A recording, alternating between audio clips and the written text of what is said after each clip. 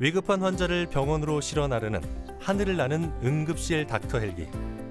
닥터 헬기 덕분에 생명의 고비를 넘긴 사람들과 그런 사람들을 보고 더욱 불타는 사명감을 갖게 된 의료진들을 만나봅니다. 이곳은 닥터 헬기를 보유하고 있는 원주의 한 병원. 2주 전에 닥터 헬기로 이송된 오수홍 어르신이 입원해 있는데요. 두 다리가 나무에 깔려 중증 외상을 입었던 어르신. 동해에 거주 중이라는 오수홍 어르신은 어쩌다 이곳 원주까지 오게 됐을까요? 때는 12월 27일 운항통제실로 닥터 헬기 출동 요청이 들어왔습니다. 산에서 벌목을 하다가 통나무에 다리가 깔리는 사고가 벌어졌다는데요. 강원도는 18개 시군 중 15곳이 응급의료 취약지인데 어르신이 거주 중인 동해도 마찬가지였습니다. 동해에는 중증 외상 응급 환자를 치료할 만한 기관이 없던 것이죠. 하지만 계속해서 출혈이 일어나고 있는 환자는 1분 1초가 급한 상황. 그래서 신속한 치료와 수술을 위해 닥터 헬기를 요청했다고 합니다. 넘어지진 않으셨어요? 네. 그냥 가만히 서 있는데 그럼 깔린 거예요? 네. 오른쪽 발가락 안 들어져요? 네, 만지는 느낌 어때? 여기랑 달라요? 아니 같아. 딱 1시간, 중증 외상 환자의 골든타임입니다. 다행히 어르신은 닥터 헬기 덕분에 원주의 권역 응급센터까지 약 25분 만에 도착해 골든타임을 지켜냈습니다. 지금 환자 상태가 좀 어떤가요? 일단은 환자분은 농촌 지역에서 이제 겨울철에 이제 땔감 같은 거를 마련하려고 이제 벌목 같은 거를 하시다가 이제 나무를 베면서 그 나무가 다리를 덮쳐서 다리 쪽 이제 발목이랑 발목 위쪽 부분을 이제 내리 누르면서 발생한 사고로 인해서 오셨고요. 아무래도 골절은 기본적으로 가지고 계실 것 같고요.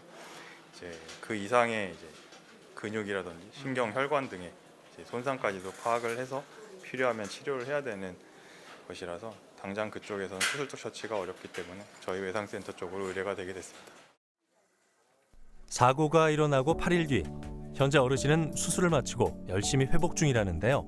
그날 그곳에서 무슨 일이 일어났던 걸까요? 뭐 개울대 나무도 하고 작업하다가 그게 땅이 안 내려오고 중간에 그 옆에 나무에 걸렸거든. 이렇게 넘어갔으니까 이 밑으로 일어나가지고 탁 끊으니까 그만 확 끊어지면서 나를 요 치매가 요 눌려버린 거예요. 그 눌려가지고 뭐 좀 혼자서 못했죠.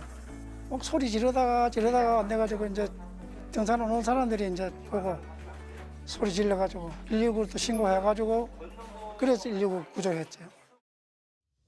자칫하면 다리 한쪽을 잃을 수 있을 만큼 큰 사고였지만 구조대원의 빠른 판단과 닥터 헬기의 신속한 출동 덕분에 어르신은 건강을 지킬 수 있었습니다.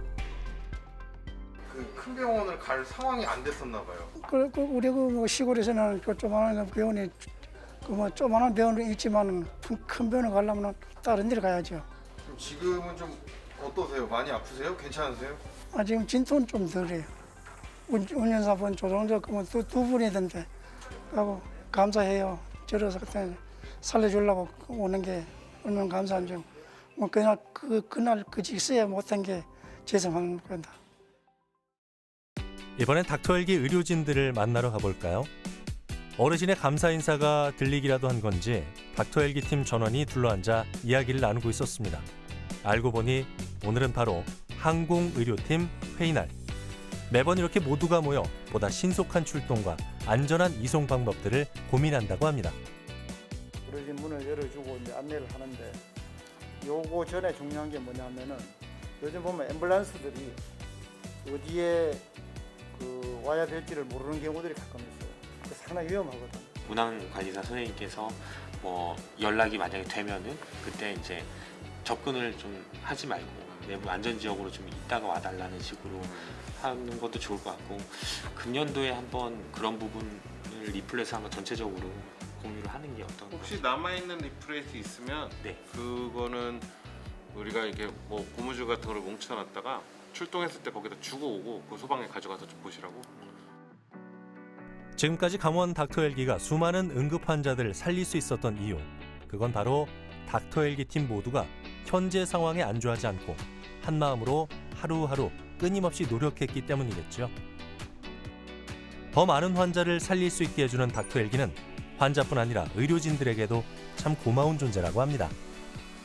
항공 운항팀이랑 또 이렇게 소통, 공유 이런 것들이 중요한 것 같아요. 맞나요? 네, 우선은 같이 하는 임무이기 때문에 저희가 출동을 하게 되면 기장님과 그리고 준비해준 정비사 선생님 그리고 운항관리 선생님들이 또 어디에 가고 어떻게 가고 그런 것들 다 관리해 주시기 때문에 서로 같이 의논하고 얘기하는 게 되게 중요합니다. 닥터 헬기는 실제적으로 현장에서 환자가 발생하고 아니면은 어떤 지역의 조그만 응급실에서 발생했을 때 빠른 이송과 적절한 치료를 위한 거고요. 저희가 헬기 임무를 함으로써 실제 그 골든 타임 안에 환자들이 좀 사망하시지 않고 그리고 어떤 그런 질환에 의해서 장애나 그런 게 남지 않고 빠르게 회복하셔서 퇴원하실 수 있게 하는 것이 저희의 목표입니다. 응급 출동 시 닥터 헬기를 타고 환자를 마주하는 건 의사만이 아닙니다. 닥터 헬기 내에서 전문의가 신속 정확한 처치를 하는 동안 그들을 든든히 서포트해주는 응급 구조사가 있는데요. 이번엔 닥터 헬기 응급 구조사를 쫓아가 볼까요?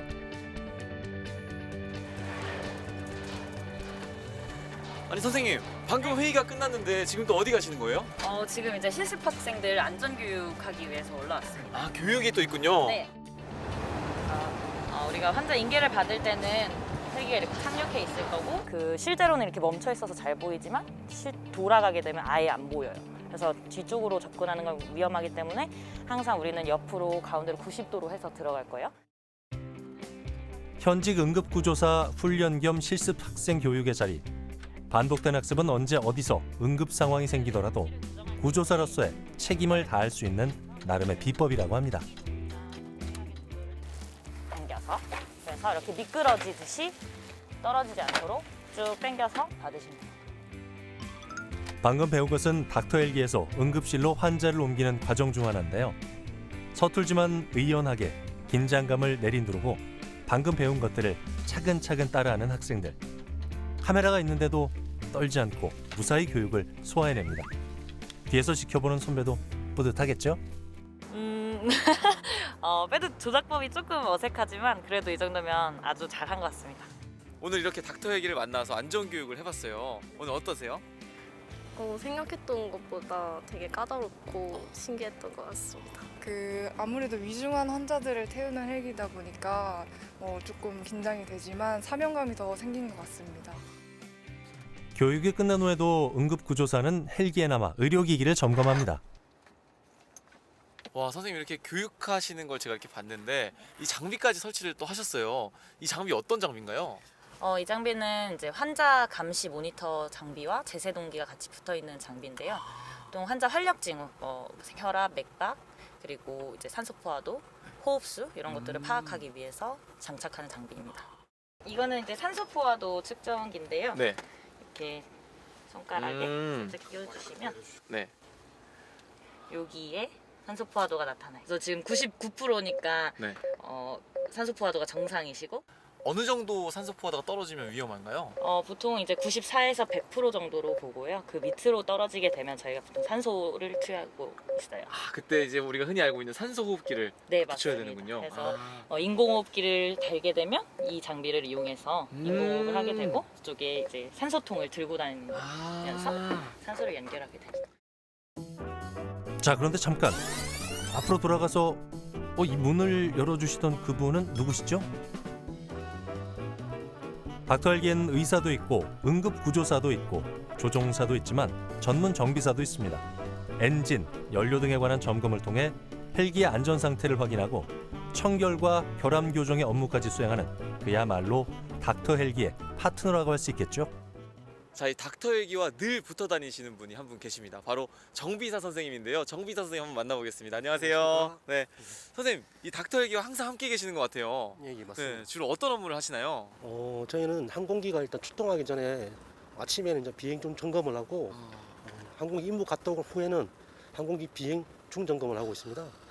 맨 마지막에는 이제 임무가 다 끝나고 난 뒤에 다음 임무를 위해서 비행 후 점검을 실시하고 있습니다. 그럼 이런 업무들을 이제 하고 계시는데 이 정비사로서 생활 어떤 이런 소감이 어떠신지 궁금해요. 아마 닥터 헬기 쪽에 계신 분도 다 똑같겠지만 우리도 똑같이 소중한 생명과 같이 할 수 있다는 게 아마 가장 큰 긍지가 아닐까 이렇게 생각됩니다. 닥터 헬기는 정말 너나 할 것 없이 모두에게 소중한 존재네요. 그렇다면 여기서 잠깐 막간을 이용한 닥터 헬기 3분 상식 여러분 집중해 주세요.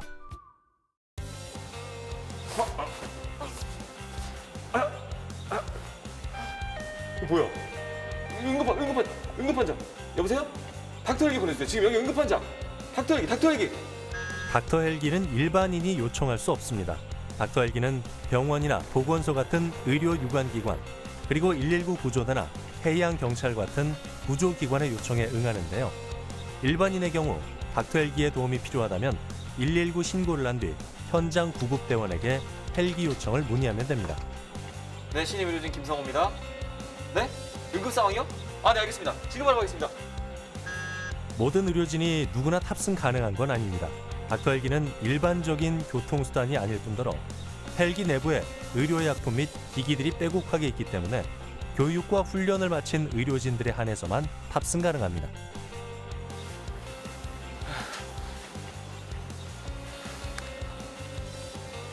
닥터 헬기를 탔는데 얼마나 들려나? 걱정하지 마십시오. 닥터 헬기의 이송비는 무료입니다. 생사의 갈림길에 놓인 사람들을 구하기 위해 닥터 헬기가 탄생한 거죠. 여러분의 생명을 살릴 수만 있다면 그곳이 어디든 무료로 날아가니까요. 이송 비용으로 고민하지 않으셔도 되겠습니다. 이렇게 짧게 알아본 닥터 헬기 관련 상식 잊지 말고 꼭 기억해 주세요. 자, 이렇게 하늘을 나는 응급실 닥터 헬기에 대해서 알아봤는데요. 처음엔 조금 알쏭달쏭했지만 지금은 어느새 닥터 헬기와 한 발짝 가까워진 것 같지 않나요? 여러분도 하늘에서 닥터 헬기를 만나게 된다면 누군가의 생명을 구한다는 마음으로 함께 응원해 주시면 좋을 것 같습니다. 하늘을 나는 응급실 닥터 헬기여 날아라! 환자들에겐 소중한 삶을, 의료진에겐 사명감을 선사해주는 닥터 헬기. 미래도 닥터 헬기 앞엔 드넓은 하늘길만이 펼쳐지길 바랍니다.